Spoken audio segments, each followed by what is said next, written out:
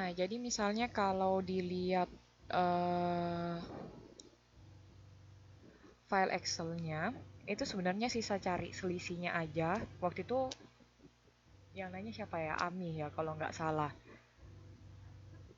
eh Misalnya piutang.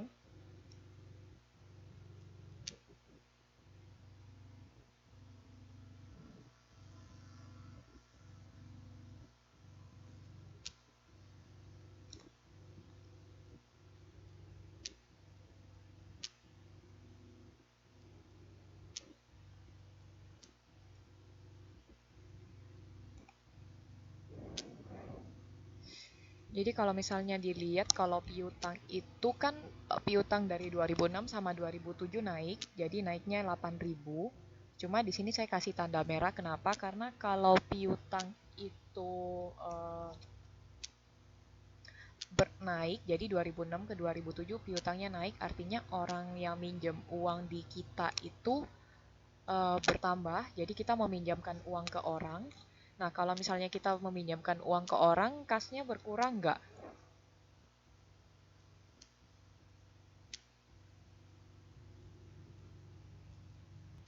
Makanya di sini saya kasih minus.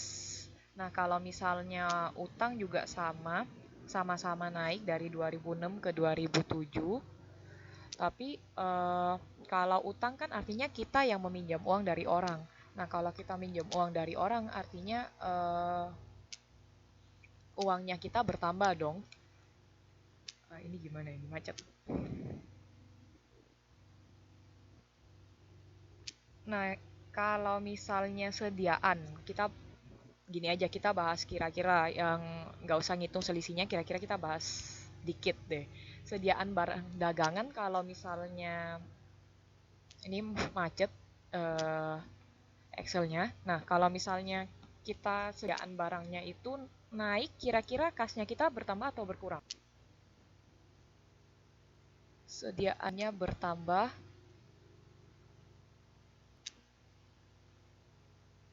sediaan tambah kasnya masuk atau kasnya keluar? Kira-kira. Ada yang jawab bertambah? Nggak apa-apa. Baru masuk kita masih bahas soal nomor 5 sama 6 berkurang.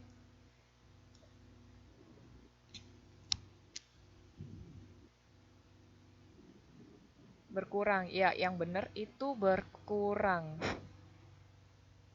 uh, ini gimana caranya buat.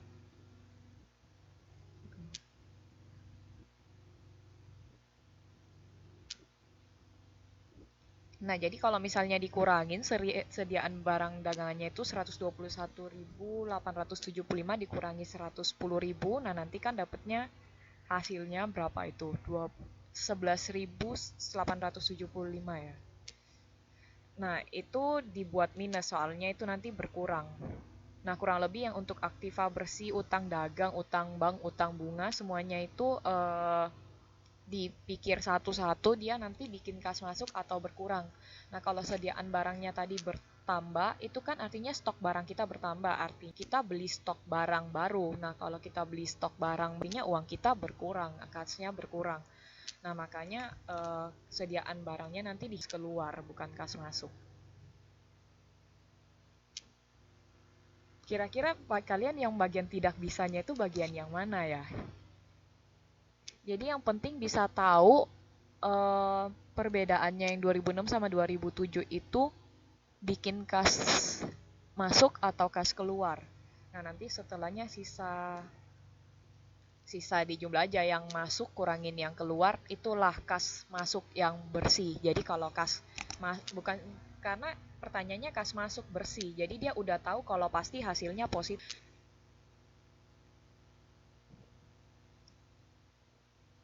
Eh Nah, kalau misalnya laba sebelum pajak di sini tuh ada yang lumayan kalian lumayan dipermainkan. Jadi contoh lihat aktiva tetap bersihnya. Aktiva tetap bersihnya ini gimana ya kursornya nggak bisa. Ya udah anggap aja pokoknya aktiva tetap bersihnya itu 150.000, terus 2007 kan 144.000. Nah, artinya ada selisih 6.000, sedangkan di atas ada penyusutan aktiva tetap 6.000. Jadi sebenarnya itu pakai salah satunya aja karena maksudnya sama.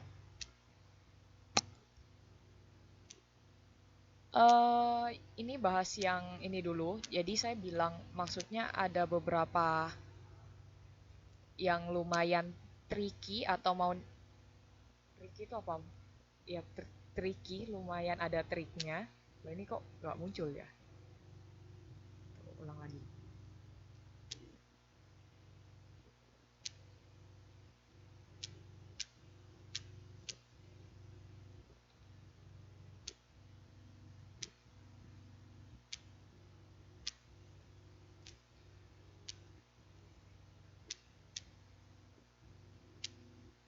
Intinya bagian aktiva tetapnya kan dari 2006 ke 2007 berkurang.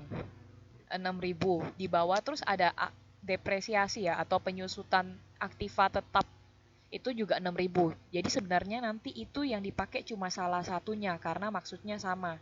Jadi kan kalau aktiva tetap bersihnya berkurang, terus depresiasinya sama jumlah dengan depresiasi, itu kan emang depresiasi, ada penyusutan di aktiva tetapnya.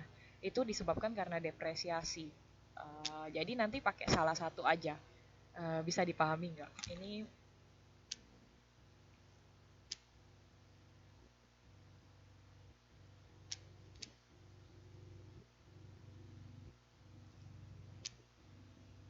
6.000 lah apa laba bersih.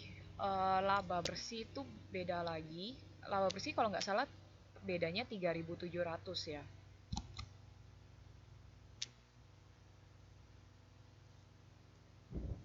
Cari kas masuk bersih, ada yang pakai bunga dan tidak, nggak perlu pakai bunga.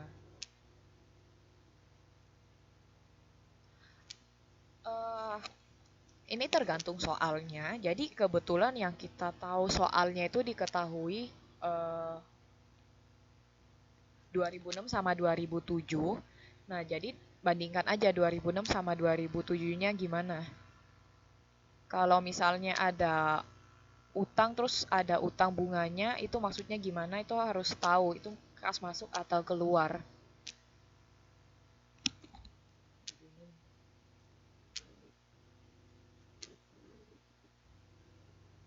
Em, Asal nggak ada di soal, utang bunganya nanti dipakai.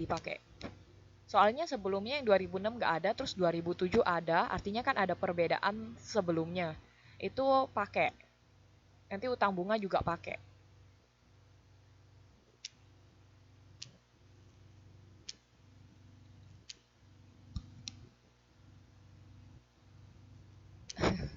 Sebenarnya gampang sih. Kalau yang soal ini, yang di modul itu berhubung karena yang diketahuinya banyak sekali, jadi lebih ribet. Kalau yang di soal ini diketahuinya dikit, jadi masih sisa bandingkan aja 2006 sama 2007. Mikir dulu. Ini Excelnya macet, jadi tutup aja.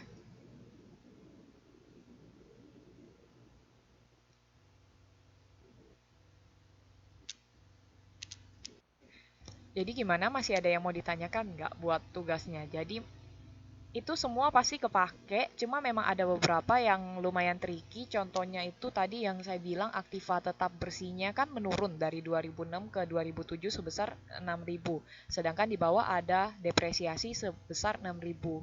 Depresiasi aktiva tetap ya. Nah, artinya bisa diketahui penurunannya disebabkan karena depresiasi, artinya pakai satu aja, nggak usah dua-duanya. Bisa dipahami nggak?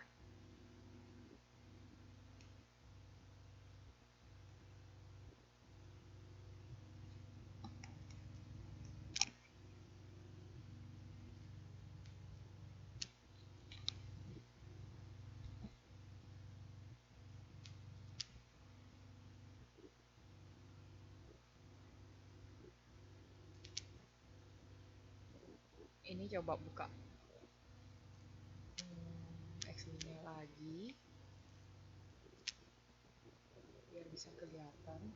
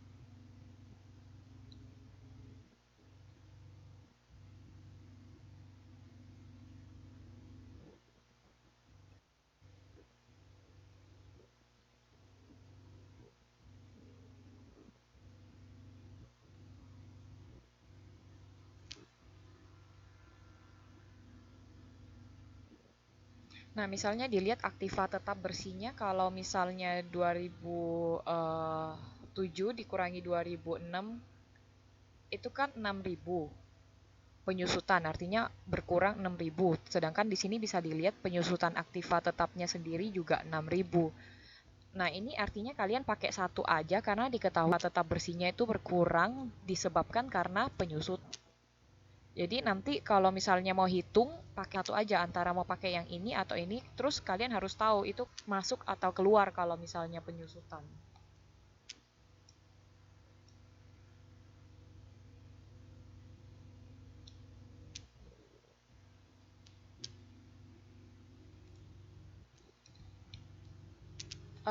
Cuma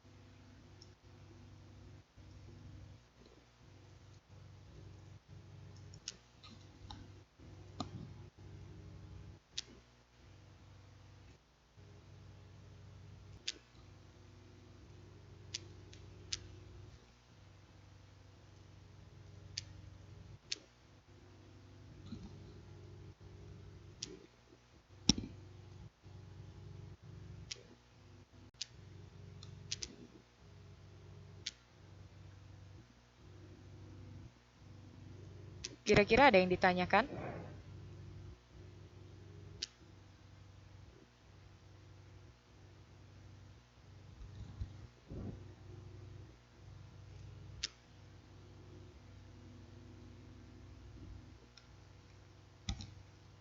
Kita masuk bahas modul 7.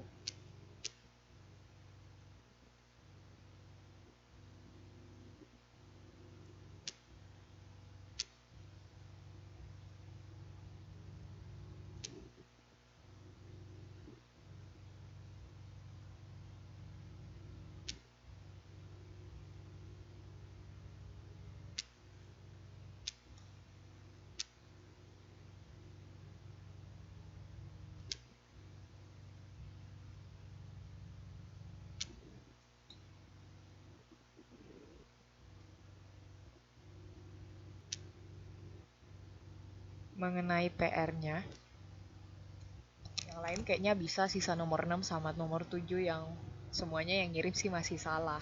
Jadi jawabannya persis yang kayak di modul itu jawabannya pasti 1050.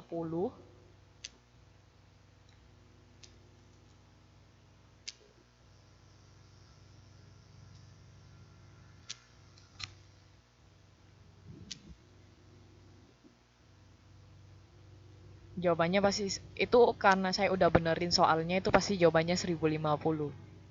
Kalau saya sendiri nggak salah hitung sih. Harusnya 1050.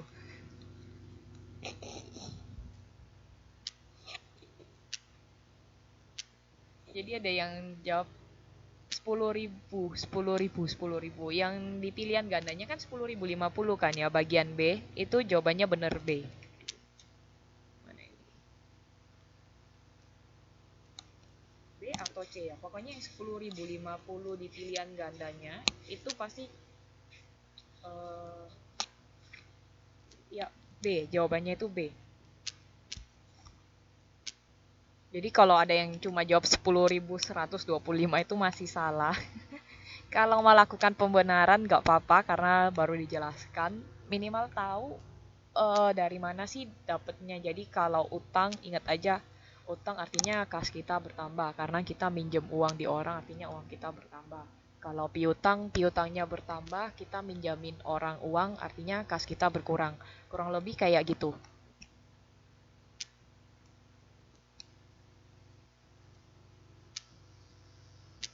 Jadi harus pikir kasnya masuk apa keluar. Terus perhatikan kayak depresiasi, penyusutan itu nggak dihitung, bisa dilihat di langkah-langkah menyusun. Pokoknya dividen saham, penyusutan, amortisasi, dan sejenisnya itu nggak dihitung di anggaran kas, karena itu nggak melibatkan transaksi kas.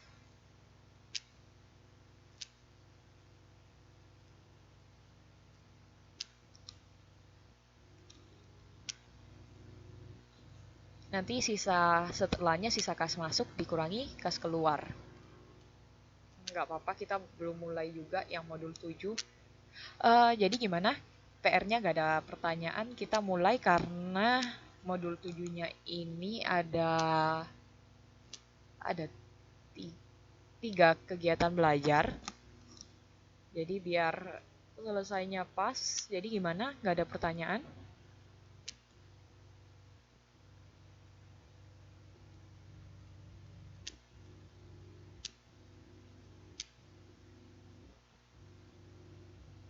Kalian coba sendiri aja nanti inget jawaban yang di modul udah bener. Itu 10.050 jawabannya yang bagian B. Terus nomor 7 juga jawabannya udah bener. Nggak tahu jawaban bagian apa itu.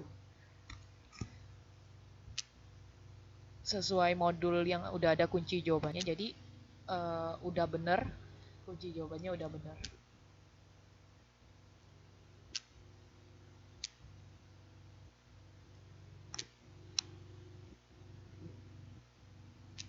Jadi gimana? Ada pertanyaan?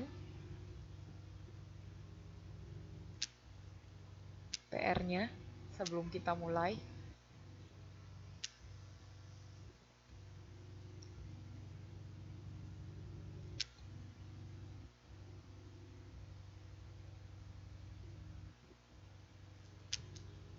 Nyusul ya, tanya aja.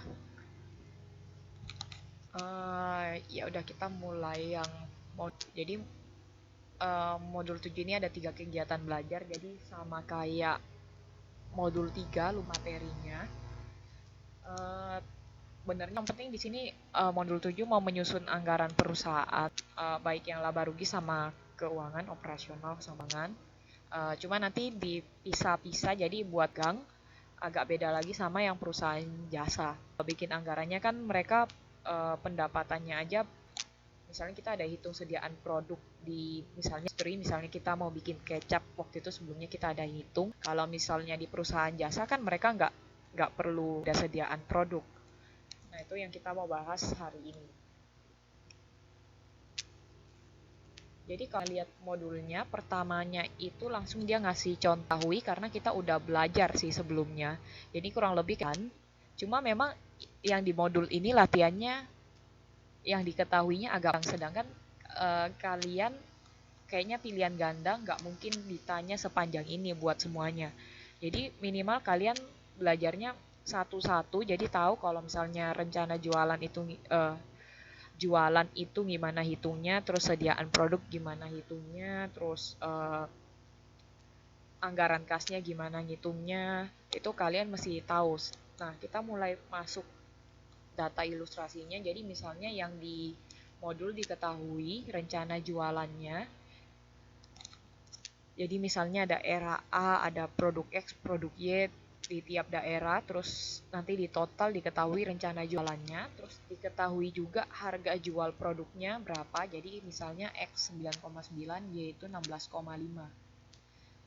Terus diketahui anggaran sediaan produk jadi. Jadi ini semua soalnya. Kurang lebih ini semua soalnya. Jadi apa yang diketahui? Jadi diketahui jenis produk ada XY, sediaan awal, sediaan akhir diketahui, harga pokoknya juga diketahui. Terus ada anggaran sediaan produk dalam proses.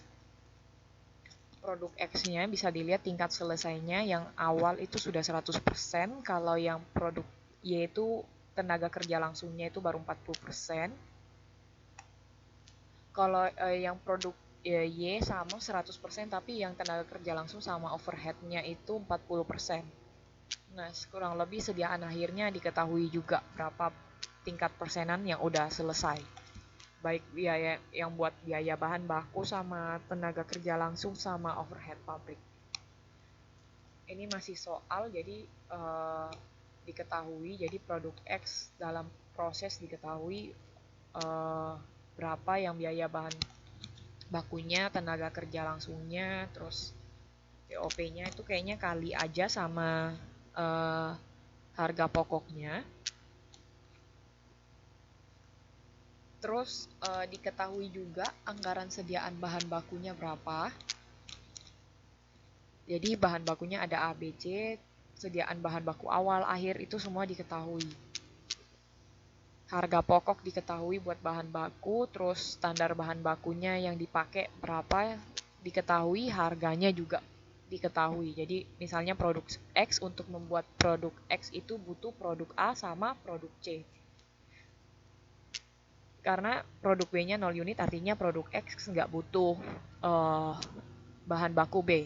Sedangkan produk Y butuh dengan jumlah yang berbeda. Terus harga bahan bakunya diketahui, misalnya A 0,6, B 1,7 rupiah, C 1 rupiah. Terus standar upahnya diketahui. Jadi misalnya upah per jamnya departemen 1 10 rupiah, yang departemen 2 8 rupiah. Terus jam kerjanya diketahui, butuh berapa jam untuk tenaga kerjanya. Terus ada standar biaya overhead pabrik, beban usaha, terus dapatan bunganya, beban bunganya, semuanya ini masih kurang lebih bisa dibilang soalnya yang diketahui. Terus saldo kas awal diketahui 600.000, modal sahamnya 1,2 juta, laba ditahan di awal itu 674.794. Nah, terus anggapannya nggak ada yang kredit, jadi semua langsung tunai bayar. Nah, ini kalau misalnya kita mau bikin anggaran jualan. Jadi kalau di anggaran operasional, yang bagian misalnya kita mau bikin anggaran laba rugi, itu kan yang pertama butuh jualan, terus kita butuh tahu produknya, terus kita butuh di harga pokok, terus beban usahanya. Nah, itu semua kita mau bikin satu-satu dari apa yang kita ketahui sebelumnya. Nah, misalnya kita mau bikin anggaran jualan, misalnya kan tadi di nomor satunya udah diketahui, produk X-nya daerah A udah diketahui 208.000 unit, terus daerah B-nya 320.000, diketahui harga jualnya. Jadi kalau misalnya kita balik ke slide yang awal-awal, nah ini produk X 9,9, terus produk A-nya 208.000, untuk yang daerah A produk X, terus yang daerah B dia 300. Ini kelihatan nggak slide-nya?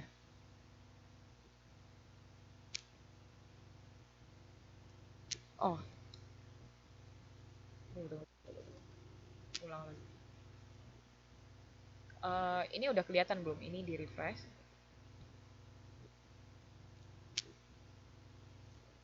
Udah ya? Jadi dari tadi itu belum ada slide-nya atau udah?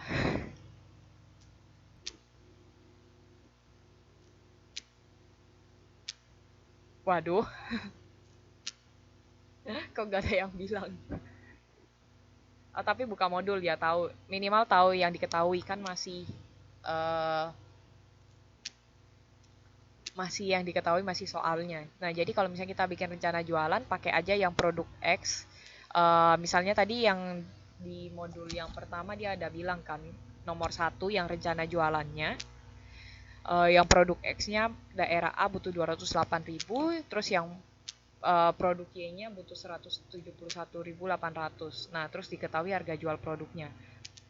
Nah, pas kita mau bikin anggaran jualan, nah, misalnya yang produk X kita mau bagi berdasarkan produk. Jadi produk X sama produk Y. Terus kita tahu daerah A itu tadi di slide yang awal-awal yang nomor 1 kalau di halaman 7.3 modulnya diketahui kuantitasnya. Terus kita juga tahu harga jualnya. Nah itu sisa dikali aja. Jadi bisa tahu jualannya berapa. Terus kalau bikin anggaran produk kan udah tahu juga kan waktu bahas anggaran operasional. Jadi cara buatnya gimana? Kalau anggaran produk kan jualan, kita udah hitung tadi. Jualan X sama Y, jadi yang diketahui dari soal.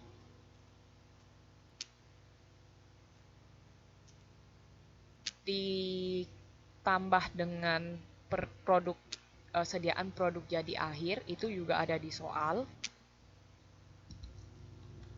Sediaan akhirnya kan yang terus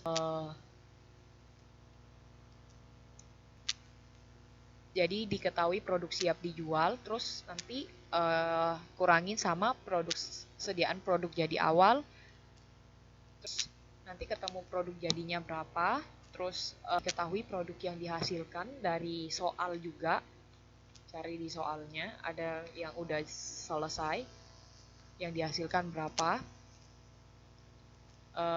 Terus nanti sediaan produk dalam proses awal itu dikurangi, nanti ketemu produk masuk dalam proses produksi. Nah, itu untuk anggaran produknya. Nah, terus ini dia mau ngasih lihat perhitungan unit equivalent metode FIFO, jadi first in first out. Nah, misalnya dilihat diketahui produk jadi diproduksi, terus kan diketahui tadi persenannya berapa. Kalau misalnya produk X kan yang bahan bakunya itu 100%, yang produk Y juga. Terus yang biaya tenaga kerja langsungnya di soal bisa dilihat itu kan yang diketahui 50%.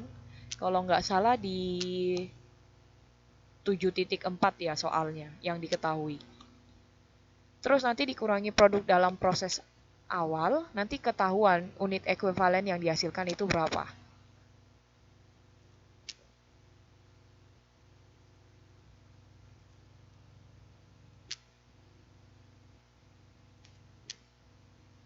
Nah, kalau misalnya udah tahu, sekarang kita mau bikin ke anggaran biaya bahan baku dan belian bahan baku. Jadi, bahan bakunya kan tadi udah diketahui, sekarang kita mau bikin anggarannya. Jadi, misalnya produk X sama produk Y, kan diketahui tadi produk X bahan bakunya yang B kan nggak butuh karena 0. Terus bahan baku dipakai nanti sisa dijumlah aja yang X sama Y, terus biayanya berapa, itu juga ada di soal.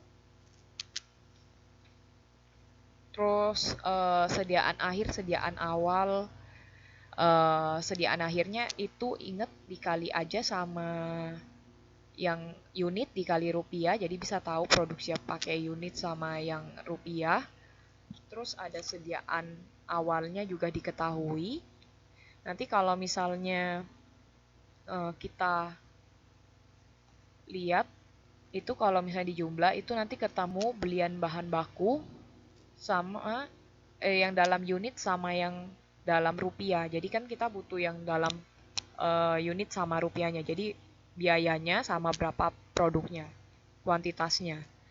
Nah, itu untuk anggaran biaya bahan baku dan belian bahan baku. Terus untuk tenaga kerja langsungnya juga, jadi kan tadi diketahui produk X ada butuh berapa departemen. 7.5 bisa diperhatikan bagian standar upah dan jam kerja. Jadi departemen 1 kan Rp10, terus departemen 2 Rp8, terus pada departemen 1 0,10 jam, departemen 2 0,20 jam, itu nanti dikalikan dengan produknya.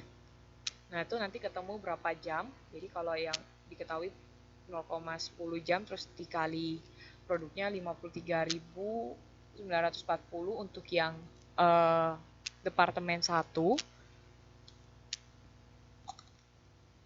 Nah, itu sisa dikali aja berapa jam yang dibutuhkan sama total produknya.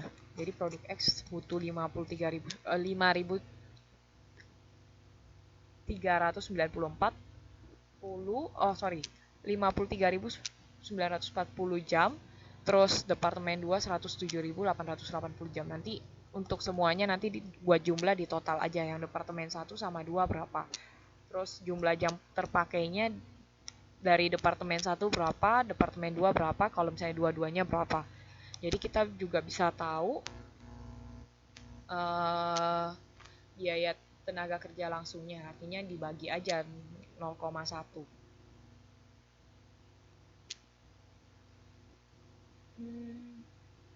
Kalau departemen 2 kan 0,2 ya.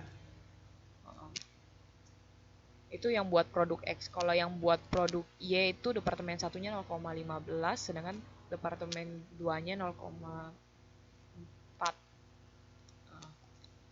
Sedangkan biayanya masing-masing 10 sama 8.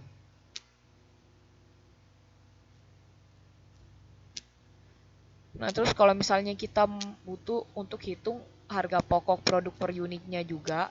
Jadi misalnya kan tadi ada bahan baku A, B, C, terus produk X sama Y.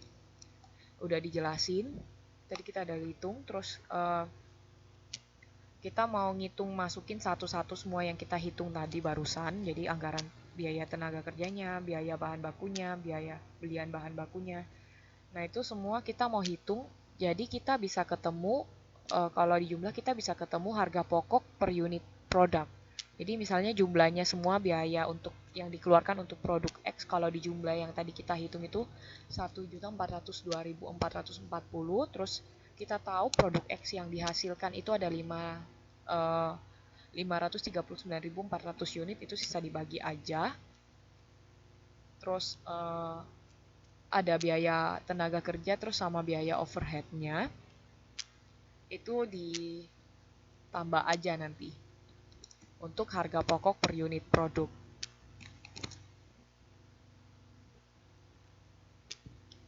Terus buat perhitungan sediaan produk jadi akhir, jadi kan diketahui harga pokoknya sekarang 6,28 sama 10,6. Nah, terus yang jadi akhir kan diketahui produk X 80.000 unit, produk Y-nya 60.000 unit, udah kaliin aja sama harga pokoknya. Nah, terus kalau sediaan produknya kan diketahui tadi masing-masing yang BBB-nya 100%, yang BTKL-nya persenannya 50%, BOP-nya juga 50%, itu nanti 10.000 yang kita hitung tadi kali aja dengan persenan yang udah jadinya, yang dalam prosesnya, terus dikali dengan masing-masing biaya pokoknya. Jadi misalnya tadi ketahui untuk biaya bahan bakunya itu 1,74, terus tenaga kerja langsung tadi kita udah hitung ada 2,6, terus biaya overhead pabriknya ada 1,94.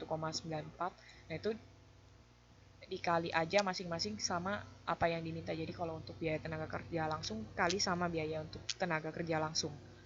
Itu buat produk X sama buat produk Y. Terus misalnya mau hitung biaya overhead pabrik kan diketahui juga berapa, 1,94 sama 3,24. Produk X sama Y-nya diketahui produknya, jumlahnya, jadi sisa dikaliin aja sama biayanya, ketemu biaya overhead pabrik.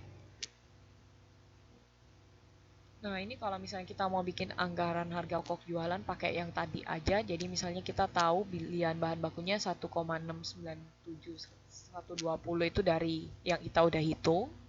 Terus sediaan bahan baku awalnya. Terus kalau di tambah nanti jadinya bahan baku siap dipakai. Nah, kalau diketahui sediaan bahan baku akhir, kalau misalnya dikurangi itu jadinya biaya bahan baku. Terus diketahui biaya tenaga kerja langsung, diketahui biaya overhead pabrik. Nah, kalau tiga ini dijumlah, ketemu biaya total biaya pabriknya. Nah, kita juga tahu, udah hitung tadi sediaan produk dalam proses awal, produk masuk dalam, kalau misalnya ditambah jadinya sediaan produk, eh, sediaan produk dalam proses, produk masuk dalam proses. Jadi kalau misalnya kita nambah sediaan biaya pabrik ditambah sediaan produk dalam proses awal, itu nanti jadinya produk masuk dalam proses. Terus nanti kita kurangin sama sediaan produk dalam proses akhir, ketemu harga pokok produk jadi. Nah, kalau misalnya diketahui sediaan produk jadi awal, produk siap jadinya nanti produk siap dijualnya sisa nambahin aja. Terus ketahuan juga, diketahui tadi sediaan produk jadi akhirnya 1.138.400, nanti dikurangin. Jadi produk siap dijual dikurangin sediaan produk jadi akhir, ketemu harga pokok jualannya berapa. Di sini harga pokoknya 6.282.886. Jadi minimal kalian tahu untuk misalnya kerja soal, misalnya tahu jadi biaya pabrik itu terdiri dari biaya bahan baku, tenaga kerja langsung, sama overhead pabrik. Terus biaya bahan bakunya itu dapat dari mana? Misalnya belian bahan baku, terus ditambah sediaan bahan baku awal, nanti dikurangi yang akhir, itulah biaya bahan baku. Minimal kalian harus tahu susunannya. Terus ini udah ketemu harga pokok jualannya, kita bisa bikin anggaran rugi laba. Jadi jualan tadi kan kita udah hitung, harga pokok jualan baru kita hitung. Bisa ketemu, sisa kurangin aja, ketemu laba kotor. Terus ada beban jualan, beban administrasi dan umum. Nah, kalau misalnya kita kurangin semua, nanti ketemu beban usaha. Ditambah semua, jadi beban jualan ditambah beban administrasi dan umum, nanti ketemu jadinya beban usaha. Nah, kalau misalnya laba kotor udah dikurangin beban usaha, ketemunya laba usaha. Terus nambah yang lain, misalnya beban yang lain seperti dapatan bunga, beban bunga, laba bukan usaha, laba bersih sebelum pajak, terus ada misalnya pajak penghasilannya 10%. Nah, itu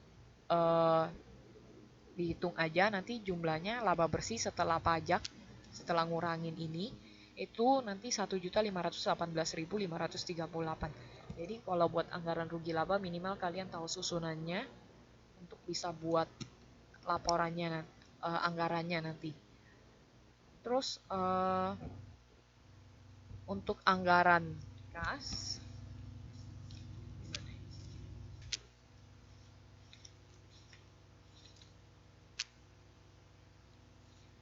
itu misalnya ada jualan, jadi kas masuknya kita mau bikin anggaran kas. Pertama, ingat aja kas masuk misalnya didapat dari jualan. Jadi kalau misalnya dia jual barang kan kasnya masuk. Terus dapat bunga, misalnya dia meminjamkan uang ke orang, atau dia dapat investasi, itu biasanya dapetan bunga.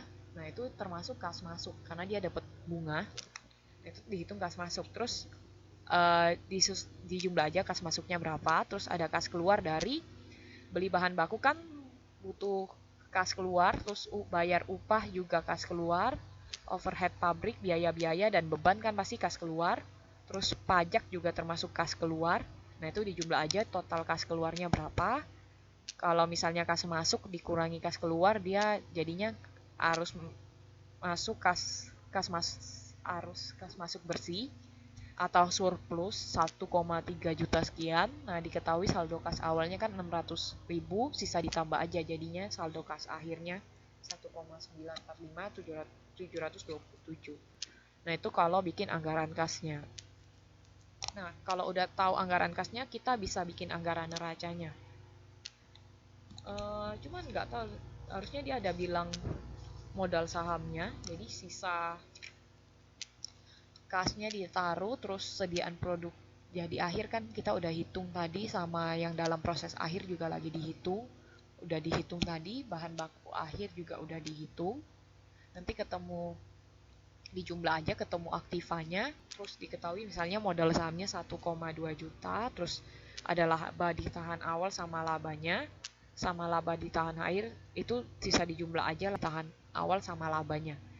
Nah, artinya kalau dijumlah semua, pasti aktiva sama kayak pasiva, itu kan neraca, pasti seimbang. Nah, terus kalau misalnya kita mau bahas penyusunan anggaran variabel untuk perusahaan industri, misalnya penentuan harga pokok tradisional atau traditional costing itu terdiri dari harga pokok penuh atau full costing, terus dan metode penentuan harga pokok variabel atau variable costing. Nah, kalau yang pokok penuh itu atau full costing itu biasanya dipakai buat akunting keuangan, terus biasanya juga dipakai untuk accounting management atau managerial accounting. Sedangkan kalau yang variabel biasanya cuma untuk accounting management. Nah, ini apa sih bedanya yang full costing sama yang harga pokok variabel? Jadi kalau misalnya di sini kalau misalnya penentuan harga pokok penuh, dia itu terdiri dari harga pokok produk sama biaya periode. Sedangkan kalau misalnya di penentuan harga pokok menggunakan variabel, dia itu harga pokok yang dalam menggunakan biaya variabel, dan juga ada biaya periode atau biaya tetapnya, cuma yang dimasukkan itu ada biaya tetap sama biaya variabel. Nanti kalian bisa lihat di sini apa aja yang masuk harga pokok produk. Jadi sebenarnya biaya bahan baku, tenaga kerja langsung variabel, sama overhead pabrik variabel, tenaga kerja langsung tetap, overhead tetap, itu semua masuk ke harga pokok produk. Sedangkan kalau misalnya yang harga pokok variabel dia misain. Jadi yang variabel yang mana, yang tetap yang mana, terus nanti biaya variabel lagi yang mana. Misalnya yang biaya penjualan, biaya administrasi, biaya variabel lainnya dia masuk ke biaya variabel kalau misalnya menggunakan penentuan harga pokok variabel. Terus kalau misalnya di penentuan harga pokok biasanya bilangnya laba kotor dari jualannya, sedangkan kalau penentuan harga pokok menggunakan variabel dia margin kontribusi kotor. Nah, kalau penentuan harga pokok penuh biasanya langsung menggunakan anggaran tetap, sedangkan kalau yang penentuan harga pokok variabel itu anggaran tetap sama variabel. Terus kalau kita menggolongkan biayanya, yang harga pokok penuh itu berdasarkan fungsi organisasi, sedangkan kalau yang penentuan harga pokok variabel itu berdasarkan sifat atau hubungan dengan volume kegiatan. Jadi ingat selalu variabel pasti volume. Nah, kelemahannya itu apa? Jadi susah untuk dipisahkan. Jadi kan di pokok variabel tadi ada yang biaya variabel sama biaya tetap. Kalau misalnya kita mau pisah itu susah karena biasanya ada yang semi variabel. Jadi kayak misalnya penggunaan listrik kan ada yang selalu fix untuk tiap bulannya berapa, sedangkan ada yang karena digunakan untuk produk. Terus dalam kenyataannya biaya variabel per unit suatu periode itu mudah berubah. Nah, sedangkan syarat berlakunya analisis penentuan harga pokok variabel itu variabel per unit tidak berubah selama periode analisis. Nah, yang terakhir itu penentuan harga pokok variabelnya tidak dapat digunakan untuk laporan pihak eksternal.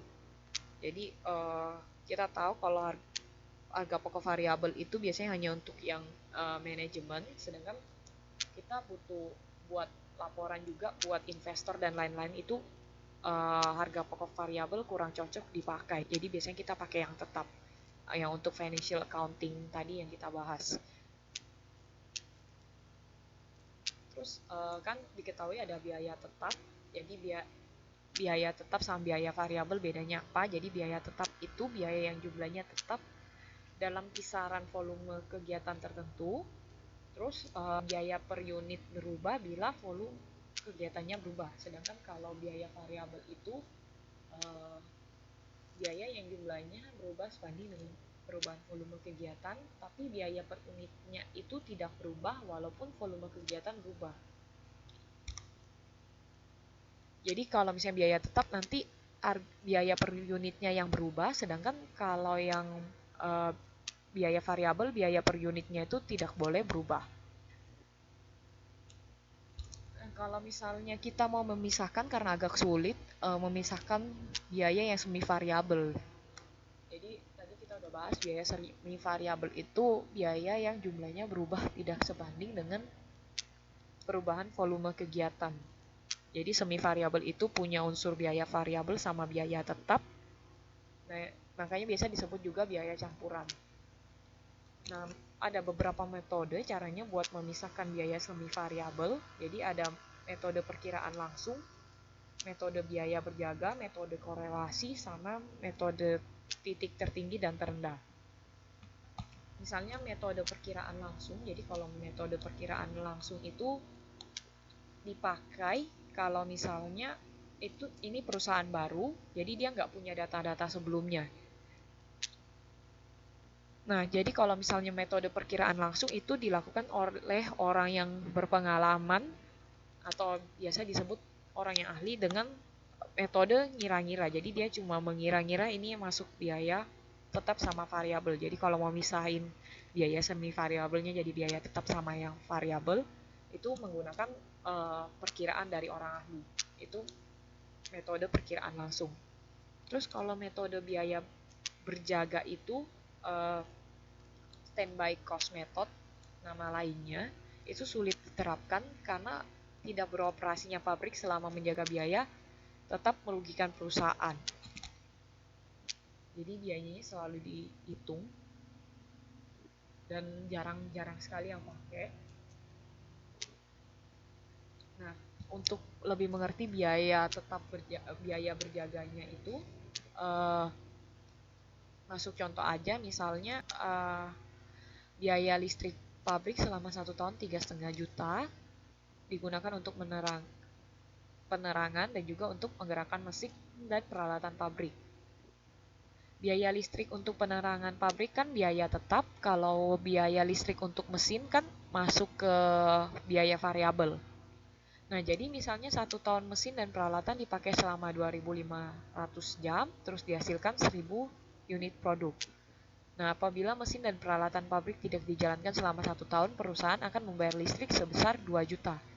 Nah, maka biaya variabel untuk listriknya itu 1,5 juta. Nah, kalau biaya variabel kan dibagi per unit produk. Jadi 1,5 juta misalnya yang dihasilkan 10.000 produk. Jadi dapatnya 150. Sedangkan biaya variabel per jam 1,5 juta dibagi 2.500 jam. Jadi dapatnya 600. Nah, kalau misalnya dilihat ini kan yang tetap 2.000, terus nanti variabelnya 1.500. Jadi makin besar unitnya, dia makin besar pengeluarannya. Jadi ini 2.000 ini minimal biayanya karena dia biayanya udah tetap, nggak bisa diubah. Nah, itu kurang lebih metode biaya berjaga atau standby cost method. Nah, nanti kalau misalnya pabriknya tutup, itu tetap ada biayanya 2 juta. Walaupun dia pakai untuk peralatannya pabrik jalan atau enggak, dia tetap akan bayar 2 juta. Jadi itu biaya fix tetap tiap tahun kalau di sini. Terus ada metode korelasi, pakai data yang masa lampau dengan menggunakan salah satu analisis statistik.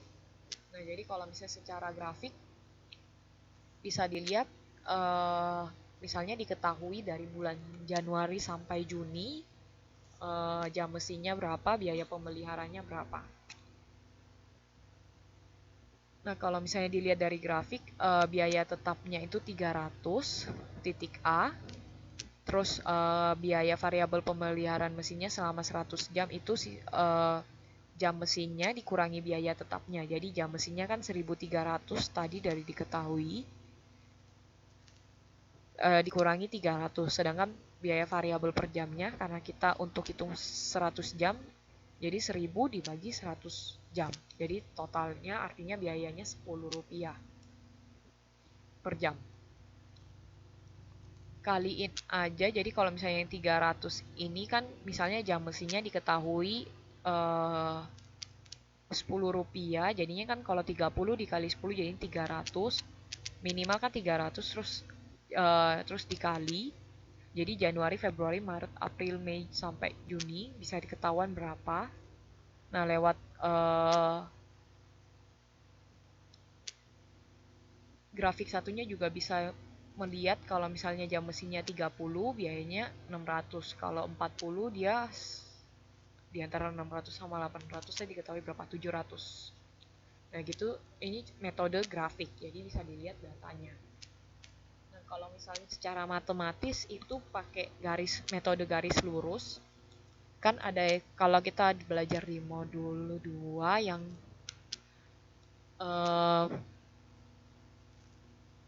modul 2 kalau nggak salah kita udah belajar ada yang metode kuadrat terkecil sama metode momen. Nah pakai yang itu lagi. Jadi misalnya kan tadi diketahui X-nya berapa, Y-nya berapa. Rumusnya kalau masih ingat, kalau garis lurus persamanya pasti Y sama dengan A plus BX. B-nya ini rumusnya, A-nya juga ini. Kalau misalnya dibikin untuk gampang bikin tabelnya lagi, jadi X kuadrat berapa, biar nanti sisa dimasukin, X-nya berapa, nanti dijumlah, jadi bisa ketemu X kuadrat berapa, sigma X-nya berapa. Misalnya kalau kita udah hitung, masukin rumus, ketemu B-nya 10, A-nya 300, jadi bila jam mesinnya 100, maka biaya semi variabelnya sisa masukin di persamaan yang Y sama dengan A plus BX. Jadi 300 ditambah 10 dikali 100. Karena X-nya diketahui 100 jam. Terus ada metode titik tertinggi dan terendah. Jadi caranya itu mencari selisih antara tingkat biaya dan satuan tertinggi dengan tingkat tertinggi dengan satuan terendahnya. Kalau misalnya masuk contoh, biaya semi variabel pemeliharaan mesin pada tingkat kegiatan tertinggi itu 100 jam, sin langsung dengan biaya pemeliharaan mesinnya 1.300. Pada tingkat kegiatan terendah sebulan 30 jam, mesin langsung dengan biaya pemeliharaan 600. Jadi bisa dilihat tertinggi sama terendah selisihnya 70 jam. Biaya pemeliharaannya juga 1.300 kurangi 600, 700 rupiah. Jadi kalau misalnya kita mau hitung biaya pemeliharaan mesin per jamnya, sisa 700 dibagi 70 jam. Nah, itu ketemu Rp10. Ini berdasarkan metode titik tertinggi dan terendah. Nah, misalnya kalau kita mau hitung biaya tetapnya, pakai yang terendah 600, terus dikurangi 30, jadi jam mesinnya yang terendah dikali biaya pemeliharaan mesin per jamnya dikali 10, nanti ketemu 300. Itu biaya tetapnya, menggunakan metode titik tertinggi dan terendah. Jadi apa sih manfaatnya penentuan harga pokok variabel kalau mengambil keputusan? Jadi kita bisa tahu karena berdasarkan produknya kita bisa tahu mau melayani pesanan khusus atau tidak. Terus kita bisa tahu meningkatkan produk tertentu butuh apa enggak. Nah kalau misalnya sebagai alat perencanaan laba, jadi itu berguna untuk bikin anggaran jangka pendek. Jadi contohnya aja misalnya kita punya biaya bahan baku per unit 1000, terus biaya tenaga kerja langsungnya 1100, overhead pabrik 1380, biaya usaha variabel per unit 50. Nanti kalau dijumlah semua jadinya biaya variabel per unitnya Rp3.530. Terus misalnya ada biaya tetap per triwulan 2.350.000. Harga jual per unitnya itu 5.530. Nah 5.530 itu kan jualannya. Terus biaya tetap ditambah biaya variabel ditambah laba, itulah jualan. Nah, kalau misalnya kita mau hitung BEP-nya berapa, misalnya artinya labanya dibuat 0.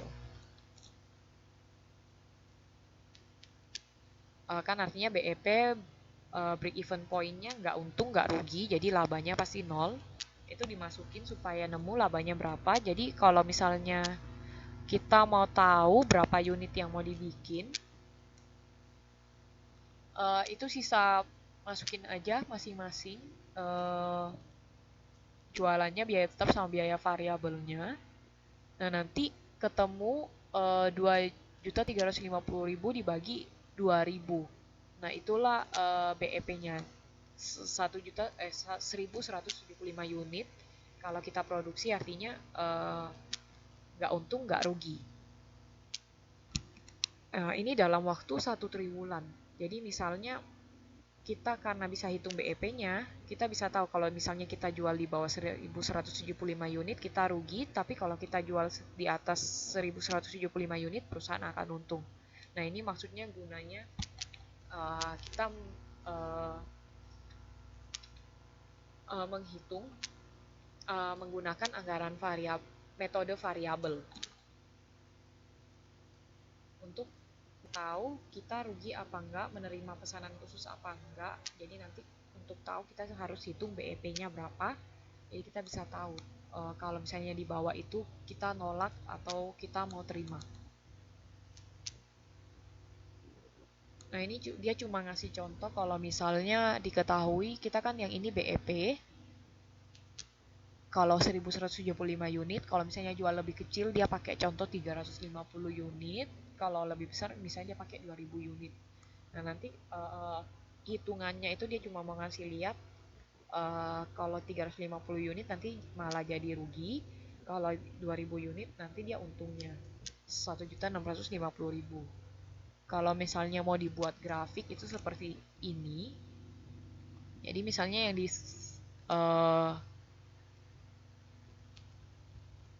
misalnya ini biayanya dan ini ke kanan unitnya, ke atas biayanya. Bisa dilihat jualan itu Y dalam ribuan. Nah, misalnya kita 1.175 itu titik impasnya di sini. Pasti jualannya harus 6.497.750. Sedangkan kalau misalnya jualnya 350 unit, artinya jualannya itu di sini. Sedangkan ini ada biaya tetap dan untungnya kita cuma segini. Artinya margin kontribusinya kita cuma 700.000, sedangkan biaya tetapnya sendiri itu 2.350.000. Jadinya pasti rugi. Sedangkan kalau makin besar unitnya di atas 1.175, contohnya 2.000, nanti bisa dilihat nanti labanya 1.650.000. Karena total biayanya dia naik, jadi ini yang variabel, ini yang tetap, terus nanti ada laba di sini. Ini garis labanya. Setelah ini dia laba. Cuma kurang lebih itu cuma grafiknya. Buat yang industri ada yang ditanyakan nggak?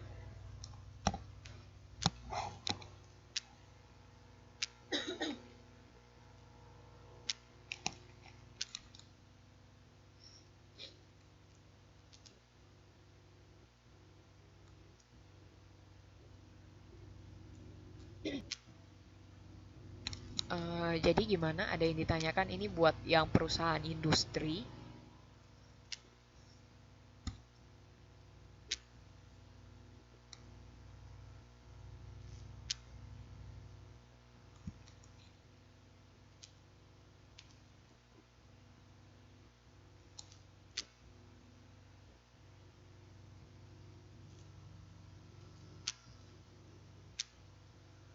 Masih adakah kalian? Lanjut ya.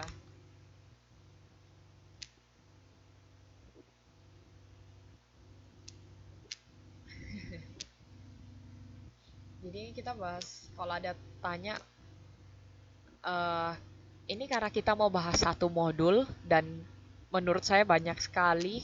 Benernya kalau misalnya mau dibahas satu-satu itu pasti lebih jelas. Cuma karena kita nggak punya waktu, jadi saya bahasnya agak cepat. Nanti kalau tanya belakangan aja nggak apa-apa ya. Karena kalau misalnya kita bener-bener mau kerja pakai yang ilustrasi di awalnya yang banyak sekali itu, kalau misalnya kita mau bahas satu-satu, bener-bener kerja dari awal itu, buat kerja yang tadi aja itu kayaknya lebih dari 2 jam. Karena kita mau kerja satu-satu dan yang diketahui banyak. Jadi mungkin kita agak percepat, cuma nanti kalau mau tanya, tanya belakangan aja ya. Karena emang kita rencana bahas modulnya, cuma memang banyak. Nah ini kita mau pakai contoh yang perusahaan dagang, perusahaan industri, sekarang perusahaan dagang. Jadi misalnya kita tahu neracanya, ada kas 50.000, terus persediaan barang sama aktiva tetap bersih, totalnya atau aktivanya 369.800. Terus jumlah pasti ketemu jadi pasifa, aktiva sama pasifa pas jumlahnya. Terus realisasi dan anggaran sebelumnya, yang realisasi dan anggaran jualan, yang cara ngitungnya gimana.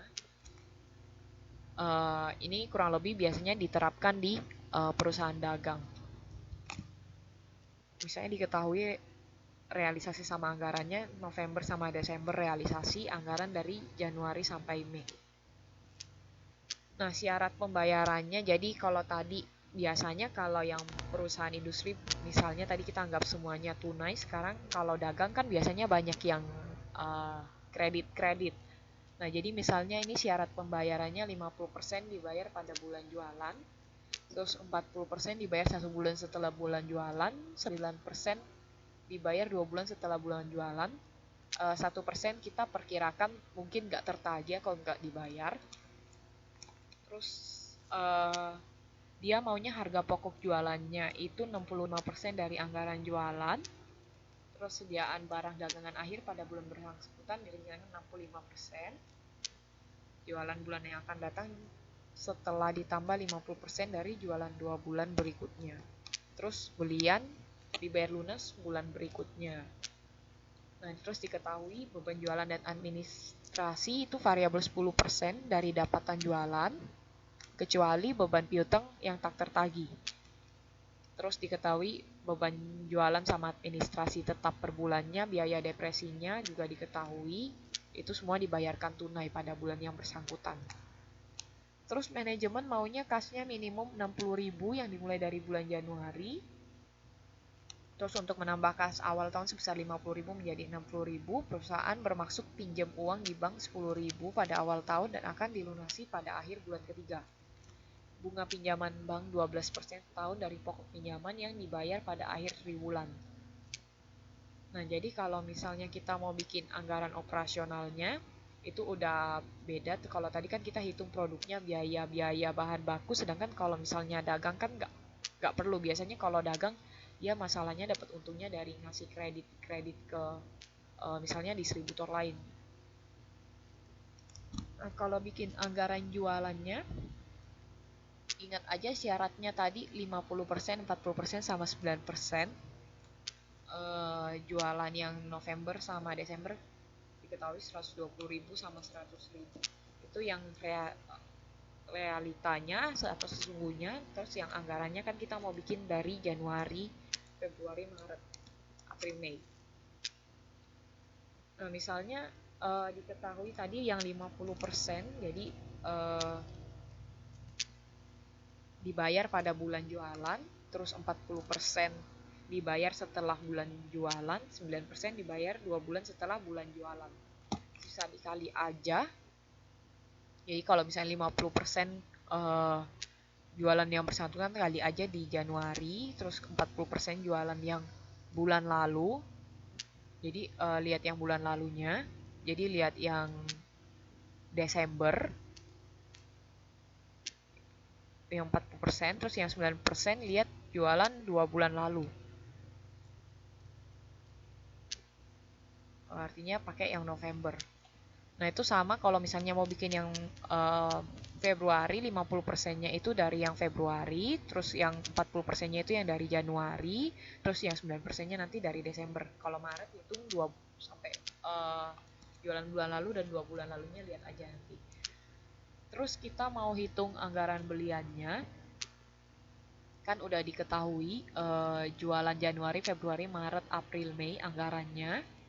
Terus ada harga pokok jualan, sediaan barang dagangan akhir, dapatnya sisa di jumlah, itu nanti jadi barang siap jual. Wah, ini kok ada suaranya?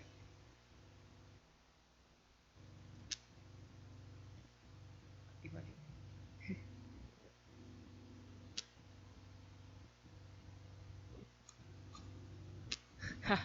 Gak apa-apa, gak apa-apa. Iklan, iklan.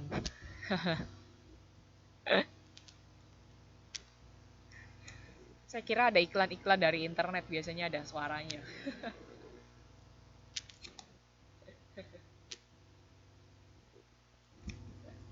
Ya udah, lanjut, lanjut, lanjut.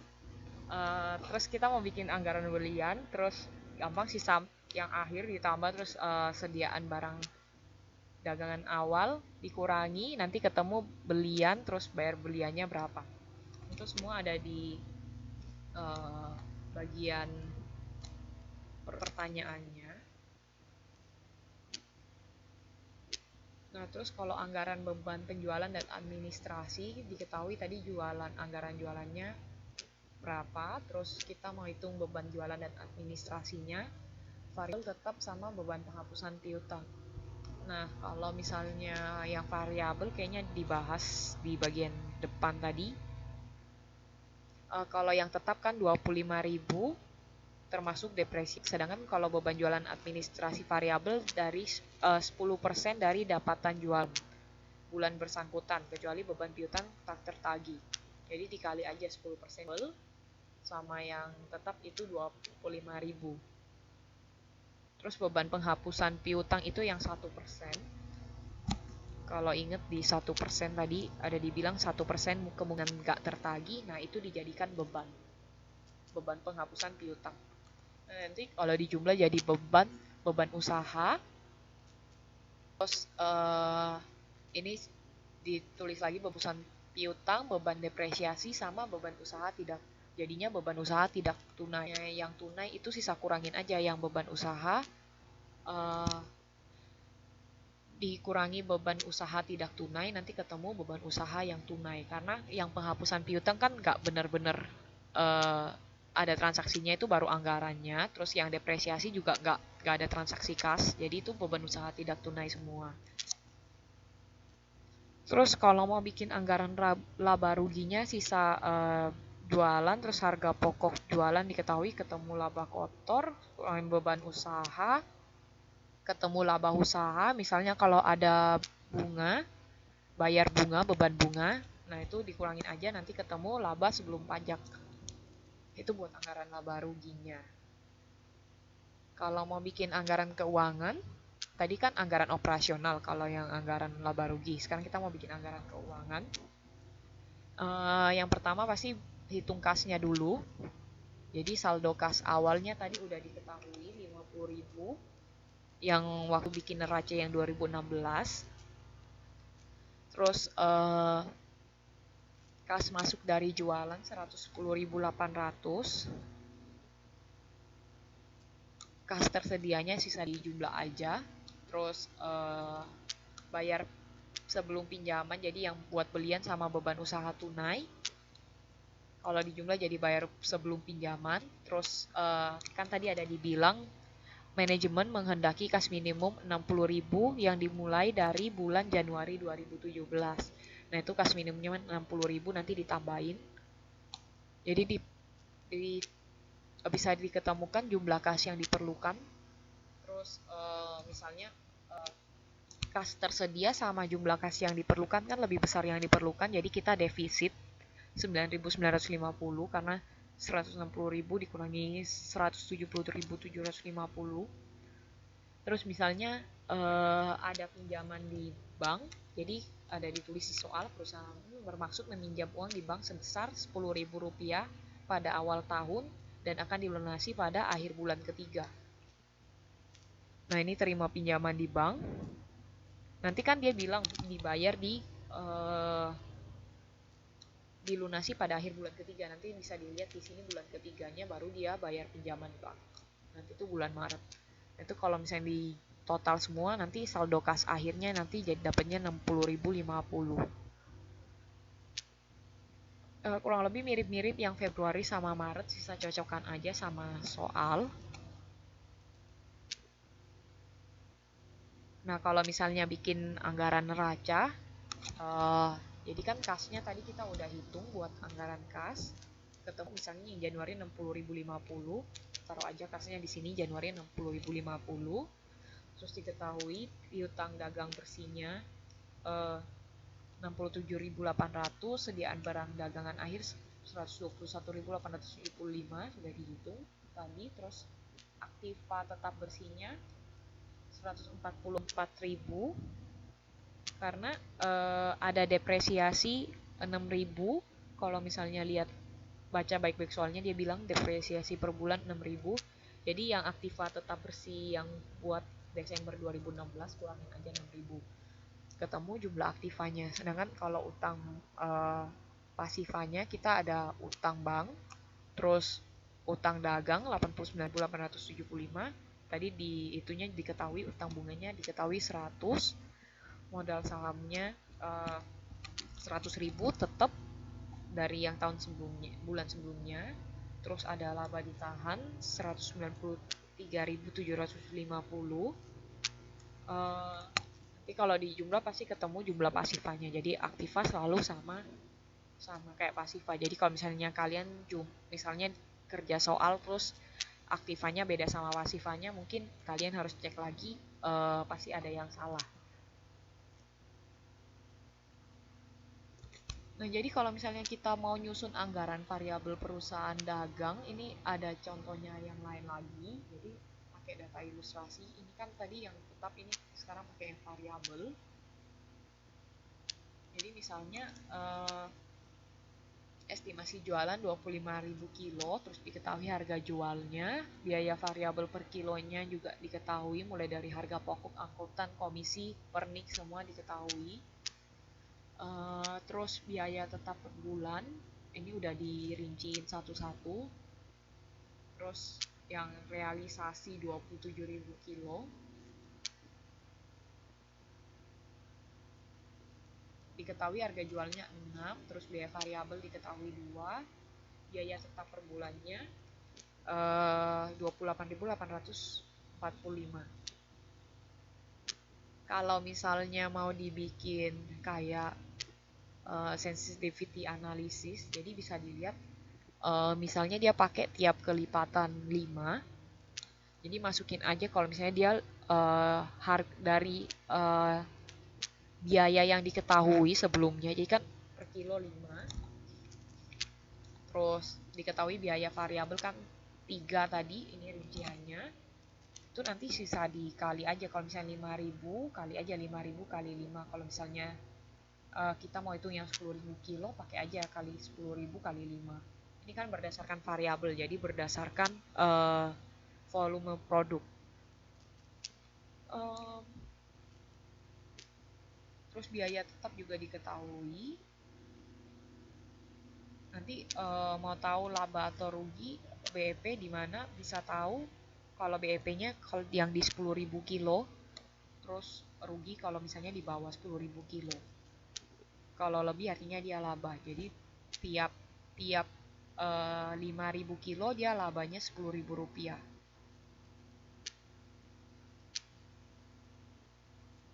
Nah, itu kurang lebih cara ngitung anggaran variabel perusahaan dagang. Kayaknya nggak terlalu susah. Yang susah nanti harus teliti kerjanya. Terus sekarang kita masuk perusahaan jasa. Sampai sini ada yang ditanyakan nggak? Kita masuk kegiatan 3 kalau nggak.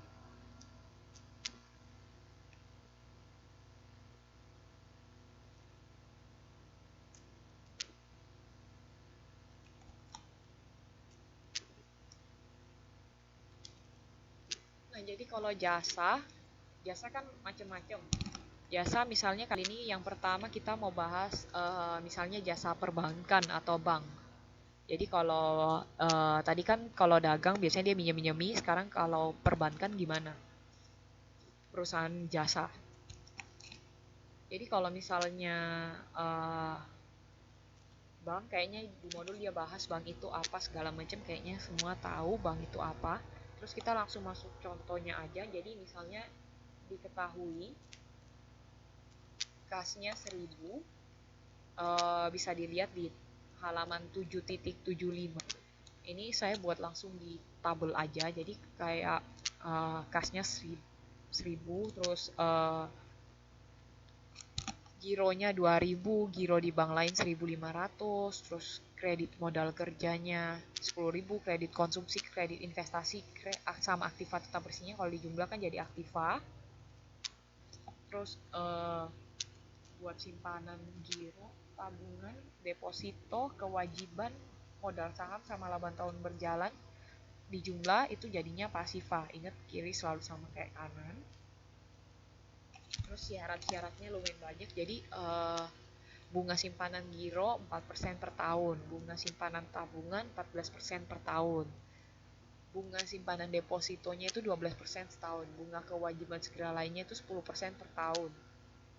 Wah, ini banyak sekali syaratnya. Jadi bunga kredit modal 24% per tahun, bunga kredit konsumsi 18% per tahun, bunga kredit investasi 20% per tahun. Nah, simpanan masyarakat di bank itu berupa giro, tabungan, deposito itu meningkat 10% dari yang tahun lalu. Terus nanti peningkatannya digunakan untuk peningkatan ngasih kredit dengan alokasinya itu peningkatan simpanan giro untuk kredit modal kerja, terus peningkatan simpanan tabungan untuk kredit konsumsi, yang ketiga itu peningkatan simpanan deposito untuk kredit investasi. Terus pajaknya itu bank harus bayar pajak hasilannya 10% dan bunga dibayar periode bersangkutan. Aktiva tetapnya disusut atau penyusutannya 10% dari bunga dan bunga dari nilai bersih atau nilai bukunya.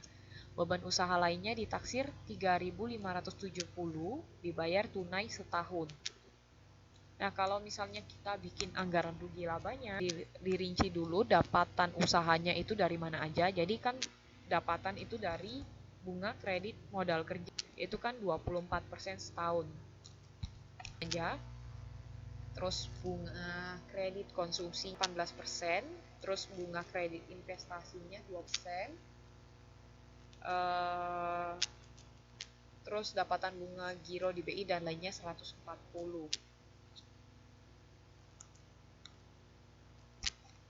Jadi kalau misalnya di jumlah dapatannya itu dari bunga, kalau bank pasti kan dari bunga, kalau di jumlah artinya dia dapat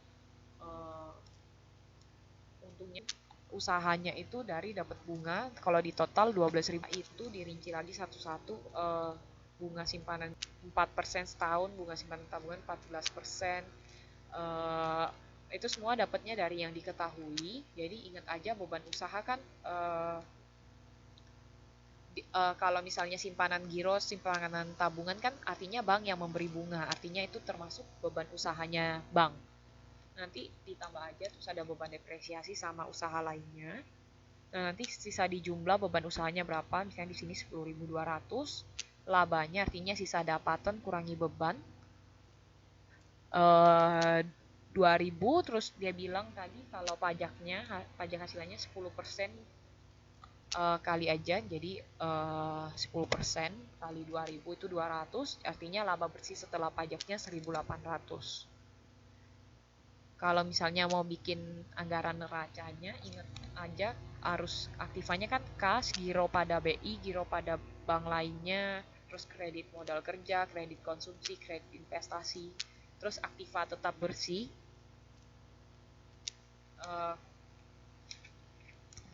Di jumlah semuanya ketemu asetnya atau aktivanya, terus kalau pasifanya itu dari simpanan giro, tabungan, deposito, itu kan Kalau misalnya kita nabung di bank, anggapannya bank yang minjem uang kita, makanya dia bayar bunga. Nah, itu makanya dia termasuk ke pasifanya. Sedangkan kalau dia memberi kredit, kurang lebih itu dianggap sebagai piutang. Kalau misalnya di bagian neracanya yang perusahaan industri atau dagang, biasanya yang kredit-kredit kita memberi kredit, artinya kan masuknya piutang dan itu masuk aset. Sedangkan kalau pasipa memberi kita nyimpen uang di bank, deposito dan lain-lain, itu masuk, artinya dia minjem uang dari kita, makanya masuk pasipa. Itu tambah modal saham, sisa laba tahun lalu, terus laba tahun berjalan dijumlah semua aja, nanti ketemu jumlah pasifanya. Nah, yang kedua, yang pertama kan kita hitung bank, yang kedua misalnya dia ngasih contoh kalau kita mau nyusun anggaran tetap dari perusahaan jasa taksi. Jadi kalau taksi misalnya diketahui neracanya jadi kas, terus pasti di asetnya atau hartanya mobil taksi itu sendiri. Jadi dihitung aja kas ditambah mobil taksinya itu adalah hartanya perusahaan jasa taksi. Terus ada misalnya semua uh, dananya dapat dari modal saham. Ini syaratnya, jadi ketentuannya. Jadi misalnya dapatan taksi dianggarkan 100% tunai bulan Januari Rp10.000, Februari Rp11.000, Maret Rp12.000. Nah, biayanya pasti dari bahan bakar. Jadi bahan bakarnya di taksi 25% dari dapatan taksinya. Komisi sopirnya itu 20%.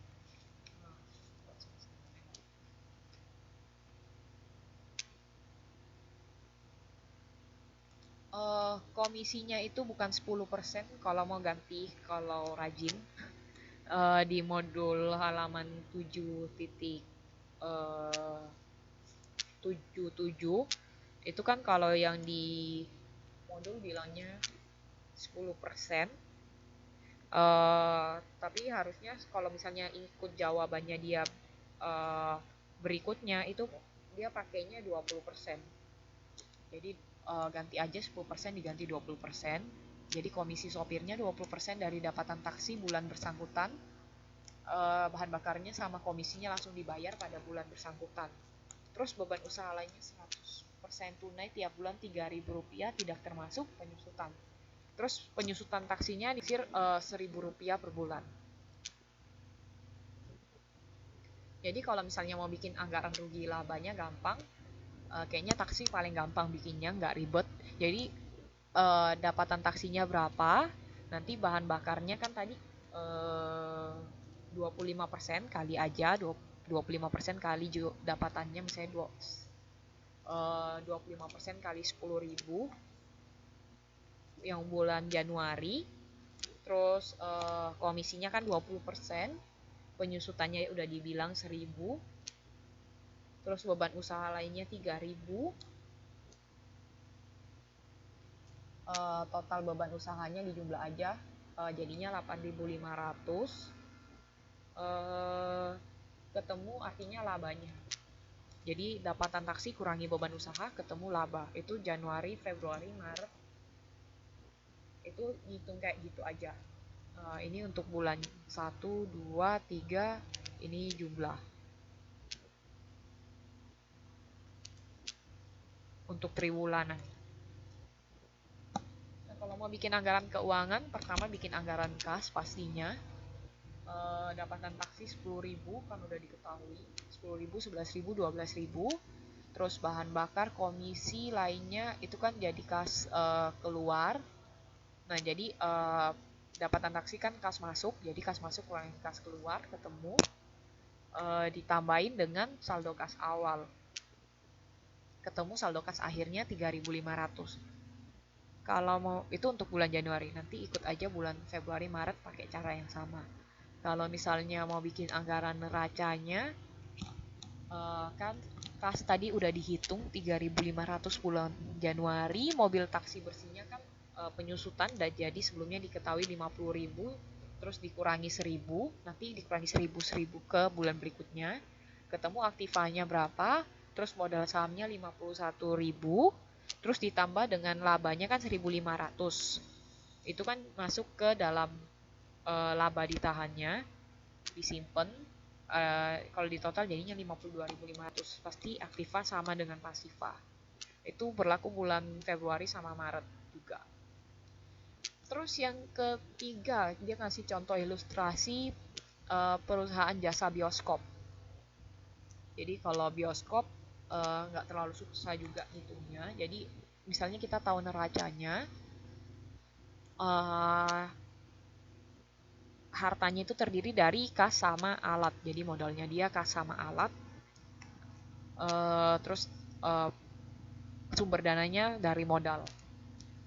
Misalnya alatnya itu mengalami penyusutan 1.000 tiap bulan, terus sehari 3 kali, ada 3 kali pertunjukan, terus harga tiket per orangnya itu Rp10, sekali pertunjukan ditaksir ada 50 penonton untuk Januari, 60 buat Februari, 70 buat Maret.